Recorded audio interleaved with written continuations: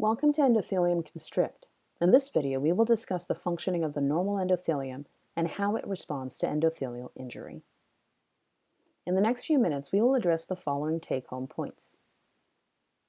Nitric oxide and prostacyclin are produced by the endothelium to prevent platelet adherence to the endothelium. Endothelial injury leads to vasoconstriction and exposure of subendothelial elements. Platelets contact subendothelial elements like collagen and get activated.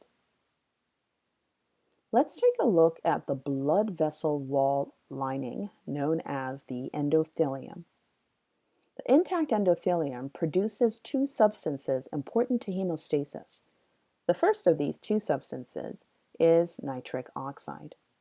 Nitric oxide is also known as endothelium-derived relaxing factor, so it causes blood vessel vasodilation.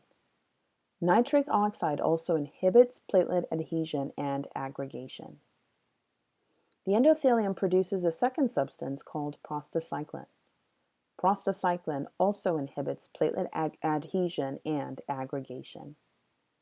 Both nitric oxide and prostacyclin act together against platelets, and they prevent platelet adhesion to the intact endothelium.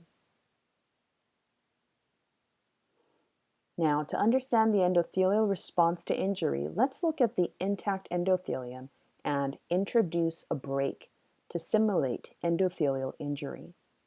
The break in the endothelium leaves an opening.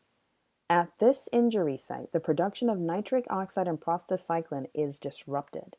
The absence of nitric oxide removes its vasodilatory effect, causing the endothelium to come together in the process of vasodilation. Through the broken endothelium, we are now able to observe subendothelial elements such as microfibrils, laminin, and collagen. In addition, lining the injury site are multimers of von Willebrand factor, or VWF. Now, let's introduce some platelets to test their response to injury. Without the effect of nitric oxide and prostacyclin, platelets are free to approach the endothelium, where they bind and become activated. This sets off a series of events where more platelets bind and become activated and initiate a cycle of binding, activation, and recruitment until enough platelets aggregate to form a platelet plug. From what we have learned in this video, we can take home the following summary points. The endothelium produces both nitric oxide and prostacyclin, which work together to prevent platelet adherence. Endothelial injury leads to vasoconstriction as well as exposure of subendothelial elements. Platelets contact these subendothelial elements and get activated to do the work of primary hemostasis.